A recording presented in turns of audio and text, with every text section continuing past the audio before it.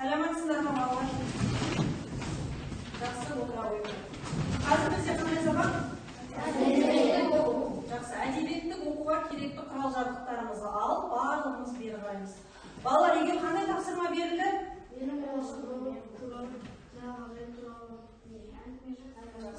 Роботтың болашағы өткен сабақ. Кішкентай робот туралы ертегіні өткен болатынбыз. Және сол туралы үйге тапсырма берілген болатын. Менің робот досым суретін салу немесе әңгіме жазып беру. Кәне кім дайын? Ал ақ жігіт оқи ғой, орнынан тұрды. Менің болашақ робот досым бәрін естей алатын болса ғой деймін. Тамақ жасап, менімен ойнап, үйді жинап жүреді деп ойлаймын. Оны тек жұмысқа ғана жұмсамай, онымен көп ойнайтын боламын. Жақсы. Тағы кім? Ал Азат. Суретін салып келдің ба? Жақсы, маған бере ғой. Өте жақсы. Міне Азат суретін салып кетті. Робот досының суретін салып кетті. Ал Сәбина айтамын, орнынан тұрған. Бере ғой суретіңді. Нажатта кім? Дайынсыз ба? Сендер де. Жандар қане орнынан тұрды айта ғой. Міне Нажат топтан Сәбина салып кетті міне суретін. Роботтың суретін салып кеткен екен. Жақсы. Тағы оқи ғой. Менің робот досым болғанын қалаймын. Менің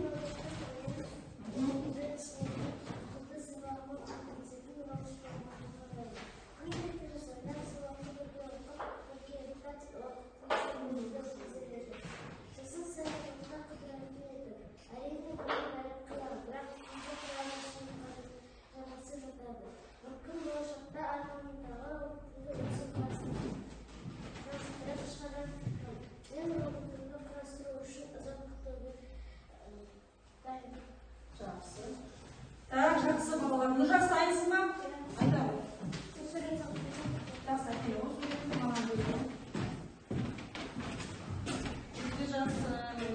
Міне Нұржастың робот досы суретін салып кетті. Балалар мен барлықтарға тапсырма берген болатынмын. Енді түсінгендерін жазып салып кетті деп ойлаймын. Жақсы. Тақтаға іліп қойып салып кеткен балалардың суреттері. Енді қазір балалар менің алдымда мына жерде түрлі түсті қағаздар берілген. Келіп осы түрлі түсті қағазды алыңдар. Келіңдер, алыңдар, алыңдар.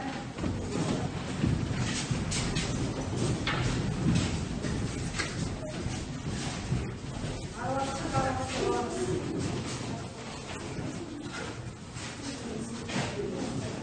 Ақ цветтен алыңдар, ақ цвет аламыз. Қасына боламыз.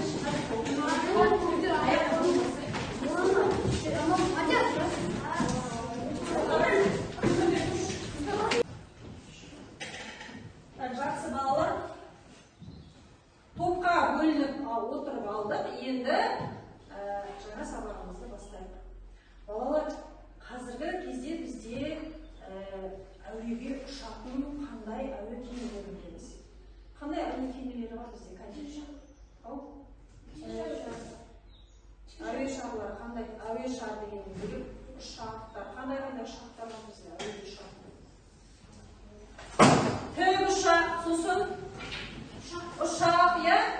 Ал ерте кезде осындайлар болған ба? Жоқ, болмаған, иә?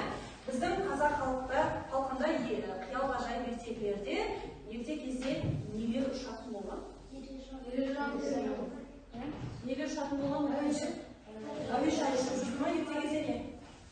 Не ұшты? Кілемдер, иә, ертегілерде Аладдиннің кілемі ұшатын тұрған. Сосын тағы да сиқырлы аталарымыз немен ұшты ерте кезде? Кілеммен ұшты, иә? Яғни сендер сол қиял ғажайыпқа сенесіздер ме? Кілем ұшады деп ойлайсыздар ма? Жоқ, иә? Балалар, бүгін ендеше біздің өтетін тақырыбымыз ғажайыптар еліне саяхат деп аталады, балалар. Ғажайыптар еліне саяхат. Так, жақсы, енді ашайық. 70-ші бетті ашайық. Бұл бетте бізге берілген Рудольф Эрик Распе деген 1736 жылы 1794 жылдар аралығында өмір сүрген жазушы әрі геолог.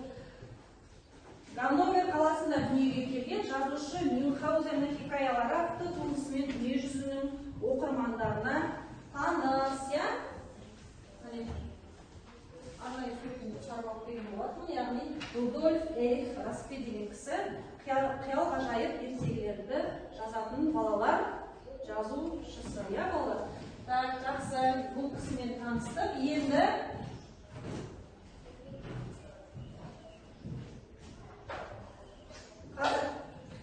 дәптерлерімізді ашайық, бүгінгі күнді жазайық және тақырыпты жазып қояйықшы. Айға алғашқы сапар.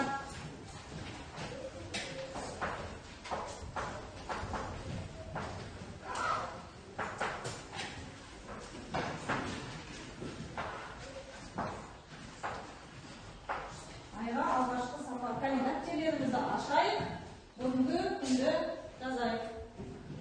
Мына кісімен Рудольф Эрик Распе 1736 жылы 1794 жылдары өмір сүрген жазушы әрі геолог. Ганновер қаласына дүниеге келген жазушы Мюнхгаузеннің хикаялары туындысымен дүние жүзі оқырмандарына таныс. Жазып па бүгінгі күнді? Тақырыпты қоса жазып қоямыз, иә? Ал жазып отырамыз.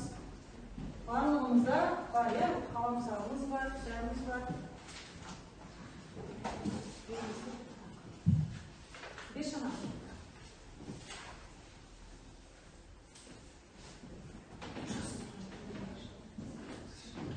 Так, болдық. Жазып болдық па? Жақсы, кім оқиды? Бастан бастап дұрыстап оқып шығамыз. Әдемілеп дауысымызды көтеріп. Жаннұрдан басқа. Так, Нұржас оқи ғой. Дауысыңды шығар. Барлығымыз оқулыққа қараймыз.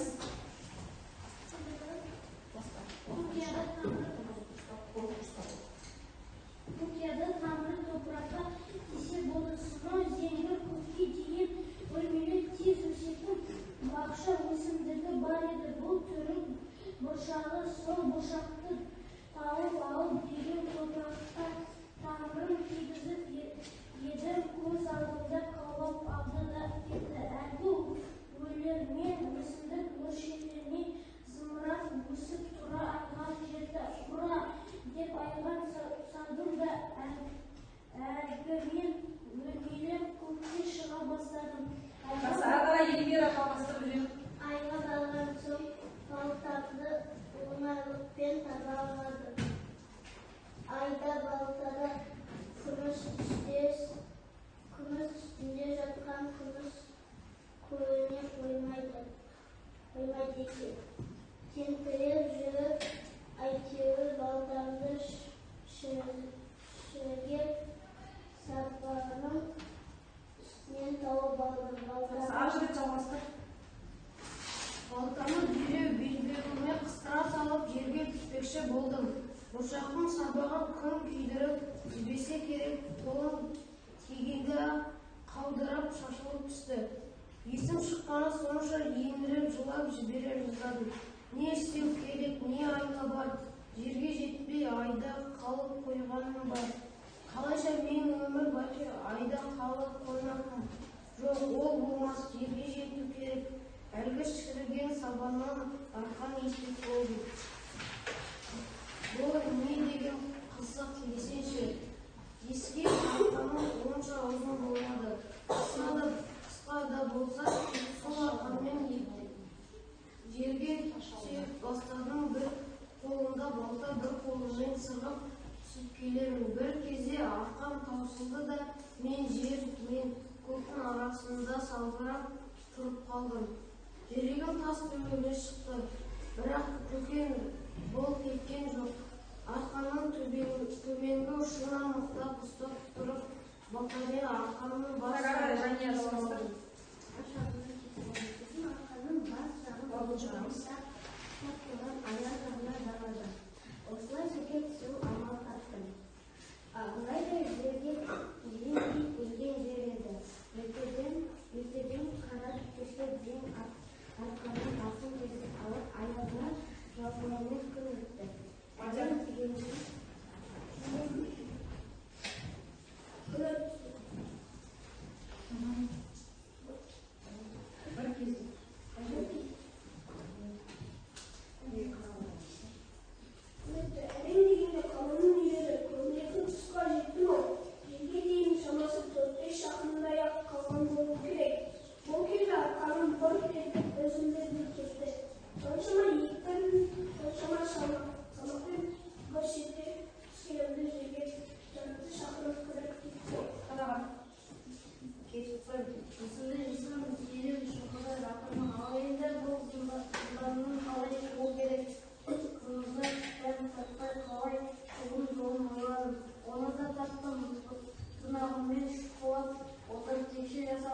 Сол кешемен жүгіріп, жер бетіне шықтым. Ол мен сайқалсыз көкем мұстылай. Жақсы. Балалар, жалпы осы мәтінде не түсіндік? Не жайында айтылды? Жақсы. Кім айға барып қайтты бұл жерде? Және немен барыпты?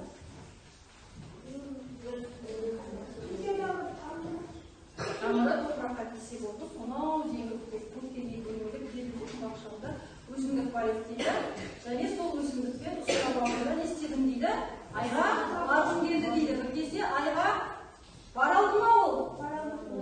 Барды. Bir кезде не істеді айға барды? Одан? Балтасын жоғалтып алды. Одан кейін?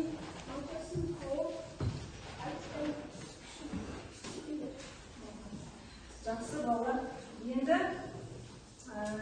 қазір мына жерде тұрған сендерге, яғни түсініксіз сөздер, былай айтқанда қазақ тілінде сендердің қазір қолда дәптеріңе түртіп жазып қойды. Өлең мен өсімдік деген ештеңеге қарамай өсе беретін өсімдік. Бұл етпеу, қорқып, сасқалақтамау, ит өлгенде тым қашы алып шет. Сендерге таныс емес сөз болғандықтан дәптеріңе жазып қоюларына болады. Дәптеріңе жазып қойыңдар. Кезем қай жерде тұр дәптерің? Айқындыкында ол.